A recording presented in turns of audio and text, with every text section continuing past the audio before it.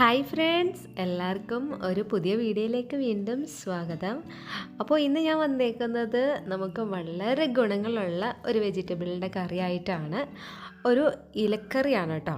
നമ്മൾ മുരിങ്ങ ഇല വെച്ചിട്ടുള്ള ഒരു കറിയാണ്. അപ്പോൾ നമുക്ക് ചോറിൻ്റെ കൂടെ കഴിക്കാൻ പറ്റും. നല്ല ടേസ്റ്റിയും അതുപോലെ വളരെ ഗുണങ്ങളുള്ള ഒരു കറിയാണ്.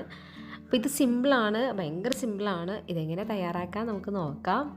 അതിനായിട്ട് ഞാനിവിടെ ഒരു മിക്സഡ് ജാറിലോട്ട് 1 കപ്പ് ചിരകിയ തേങ്ങ എടുത്തിട്ടുണ്ട്, ഒരു 6-7 അല്ലി വെളുത്തുള്ളി എടുത്തിട്ടുണ്ട്. അപ്പോൾ വേണമെങ്കിൽ കുറയ്ക്കാട്ടോ നിങ്ങൾക്ക്. അതുപോലെ തന്നെ ഒരു 5-8 ചെറിയ ഉള്ളി നന്നാക്കി എടുത്തിട്ടുണ്ട്, 1/2 സ്പൂണോളം നല്ല ജീരകം, 1/2 സ്പൂണോളം മഞ്ഞൾപ്പൊടി ചേർക്കുന്നുണ്ട്. പിന്നെ നമ്മൾ ഇതിലോട്ട് എരിവിനായിട്ട് ഒരു 2 സ്പൂണോളം മുളക് പൊടിയും കൂടി ചേർത്ത് കൊടുക്കുന്നുണ്ട്.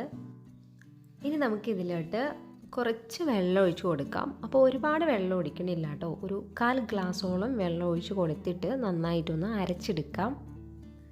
ഇനി നമുക്ക് കറി ഉണ്ടാക്കാനായിട്ട് തുടങ്ങാം. അപ്പോൾ ഞാനിവിടെ ഒരു മൺചട്ടിയിലാണ് കറി ഉണ്ടാക്കുന്നത്. ഒരു 2 ടേബിൾ സ്പൂണോളം വെളിച്ചെണ്ണ ആദ്യം തന്നെ ഒഴിച്ചു കൊടുത്തു. എന്നിട്ട് ആവശ്യത്തിന് കടുക് ഇട്ട് കൊടുത്തു. കടുകൊക്കെ നന്നായിട്ട് പൊട്ടിക്കഴിയുമ്പോൾ നമുക്ക് അതിലോട്ട് ചെറിയുള്ളി ചേർത്ത് കൊടുക്കാം. അപ്പോൾ ഞാൻ 1 കപ്പ് ചെറിയുള്ളി നീളത്തിൽ കട്ട് ചെയ്തിട്ട് ഇതിലേക്ക് ചേർത്തിട്ടുണ്ട്. അതിൻ്റെ ഒപ്പം തന്നെ ഒരു 3 വറ്റൽ മുളക് ഞാൻ 2 പീസാക്കിയിട്ട് ചേർത്ത് കൊടുത്തിട്ടുണ്ട്. ഇനി ഇത് നന്നായിട്ട് നമുക്കൊന്ന് വഴറ്റിയെടുക്കണം. അപ്പോൾ നമ്മുടെ ചെറിയുള്ളിയൊക്കെ അവിടെ നന്നായിട്ട് വഴന്ന് വന്നിട്ടുണ്ട്. അപ്പോൾ ഇനി ഇതിലേക്ക് നമ്മൾ ചേർക്കാൻ പോകുന്നത് മുരിങ്ങ ഇലയാണ് കേട്ടോ. അപ്പോൾ ഞാനതെല്ലാം ഇലകളെല്ലാം സെപ്പറേറ്റ് ചെയ്ത് ഇവിടെ വെച്ചിട്ടുണ്ട്. അപ്പോൾ അത് ഇതിലേക്ക് നമുക്ക് ചേർത്ത് കൊടുക്കാം. ഒരുപാട് ഗുണങ്ങളുള്ള ഒരു ഇലയാണ് മുരിങ്ങ ഇല. അപ്പോൾ നമ്മൾ വീട്ടിൽ കുട്ടികൾക്ക് കൊടുക്കുമ്പോൾ തീർച്ചയായിട്ടും ഇത് ഉൾപ്പെടുത്താൻ ശ്രമിക്കുക. കണ്ണിനൊക്കെ ആണെങ്കിലും ഇമ്മ്യൂണിറ്റി പവർ കൂട്ടാനൊക്കെ ആയിട്ട് വളരെ ബെസ്റ്റാണ്. അപ്പോൾ ഇത് ഞാൻ ആ ഒരു ഉള്ളിലേക്ക് ചേർത്ത് കൊടുക്കുകയാണ്. നമ്മൾ ചേർക്കുമ്പോൾ ഇത് ഒരുപാട് ഉള്ളതായിട്ട് തോന്നും, പക്ഷേ ഇത് ചൂടായി കഴിയുമ്പോൾ വളരെ കുറച്ചിട്ട് ഉണ്ടാകത്തുള്ളൂ കേട്ടോ. ഇനി ഇതിലേക്ക് ആവശ്യമായിട്ടുള്ള ഉപ്പ് ചേർത്ത് കൊടുക്കുക. അപ്പോൾ ഇലയിലേക്ക് ആവശ്യമായിട്ടുള്ളത് മതി കേട്ടോ. ഞാൻ പറഞ്ഞല്ലോ, ഇത് ചൂടാവുമ്പോൾ കുറച്ചേ ഉണ്ടാകത്തുള്ളൂ. അപ്പോൾ കുറച്ച് ഉപ്പ് ചേർത്ത് കൊടുത്തേച്ചാൽ മതി. പിന്നെ നമ്മൾ തേങ്ങയൊക്കെ ചേർത്തതിന് ശേഷം നമുക്ക് വേണമെങ്കിൽ പിന്നെ ചേർത്ത് കൊടുക്കാം കേട്ടോ. ഇനിയിപ്പോൾ നന്നായിട്ടൊന്ന് മിക്സ് ചെയ്തിട്ട് ആ ഒരു വെളിച്ചെണ്ണയൊക്കെ എടുത്തിട്ട് നമ്മുടെ ഇലയൊക്കെ നന്നായിട്ടൊന്ന് സോഫ്റ്റായിട്ട് വരണം. അപ്പോൾ മുരിങ്ങയിലേക്കൊന്നും അധികം കുക്കിംഗ് ടൈം ഇല്ല കേട്ടോ, പെട്ടെന്ന് തന്നെ ഇത് കുക്കായിട്ട് വരും കേട്ടല്ലോ. നമ്മൾ ഇളക്കിയപ്പോൾ തന്നെ അതിൻ്റെ ക്വാണ്ടിറ്റി കുറഞ്ഞത് കണ്ടോ. അപ്പോൾ അതാണ് ഞാൻ പറഞ്ഞത്. ഇനി നമ്മൾ അരച്ച് വെച്ചിട്ടുള്ള തേങ്ങ ഉണ്ടല്ലോ, ഞാൻ വെള്ളം ചേർക്കാതെ അരച്ചെടുത്തതാണ്, അധികം വെള്ളം ചേർത്തിട്ടുണ്ടായിരുന്നില്ല. അപ്പോൾ ആ ഒരു മിക്സ് നമുക്ക് ഈ ഒരു ഇലയിലേക്ക് ചേർത്ത് കൊടുക്കാം. എന്നിട്ട് നന്നായിട്ട് ഒന്ന് മിക്സ് ചെയ്തെടുക്കാം. എന്നിട്ട് ആ ഒരു തേങ്ങയുടെയൊക്കെ ഒരു പച്ചച്ചൊക മാറുന്ന വരെ നമുക്കിത് നന്നായിട്ട് ഇളക്കി കൊടുത്ത് ചൂടാക്കി എടുക്കണം.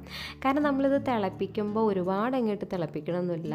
അപ്പോൾ അതുകൊണ്ട് തന്നെ നമ്മൾ ആദ്യമേ തേങ്ങയുടെ ആ ഒരു പച്ചച്ചൊവയൊക്കെ മാറാനായിട്ട് നന്നായിട്ടൊന്ന് റോസ്റ്റ് ചെയ്തതിന് ശേഷമാണ് നമ്മളിതിലേക്ക് വെള്ളം എക്സ്ട്രാ ആഡ് ചെയ്ത് കൊടുക്കുന്നത്.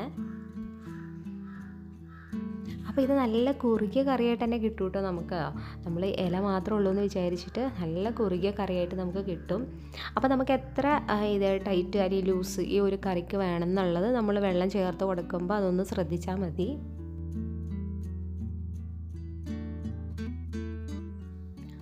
അപ്പോൾ നമ്മുടെ കറി ഇവിടെ തിളച്ച് വരുന്നുണ്ട്. പെട്ടെന്ന് തന്നെ ഇതൊക്കെ കുക്കാവും കേട്ടോ. അപ്പോൾ തിളച്ച് വരുന്നുണ്ട്. ഇത് നമ്മൾക്ക് തിളച്ച് കളയണ്ട, അധികം നമ്മൾ ഇട്ട് തിളപ്പിക്കേണ്ട ആവശ്യമില്ല. നന്നായിട്ട് മിക്സ് ചെയ്ത് കൊടുക്കുക. കണ്ടല്ലോ, ഈ ഒരു കൺസിസ്റ്റൻസിയാണ് ഞാൻ ഉദ്ദേശിക്കുന്നത്. ഇത് തണുത്ത് കഴിയുമ്പോൾ കുറച്ചും കൂടി ഒന്ന് കുറുകും കേട്ടോ. അപ്പോൾ അതുകൊണ്ടാണ് ഇപ്പോൾ ഇത്രയും ഒരു ലൂസിന് എടുത്തേക്കുന്നത്. അപ്പോൾ നമ്മുടെ കറി ഏകദേശം ഇവിടെ റെഡി ആയിട്ടുണ്ട് കേട്ടോ. അപ്പോൾ ഇത് നിങ്ങൾക്ക് കണ്ടിട്ട് മനസ്സിലാവുന്നുണ്ടാവും. ഭയങ്കര ഈസിയാണ്, ടേസ്റ്റിയാണ്, ഭയങ്കര ഗുണമുള്ളൊരു കറിയും കൂടെയാണ്.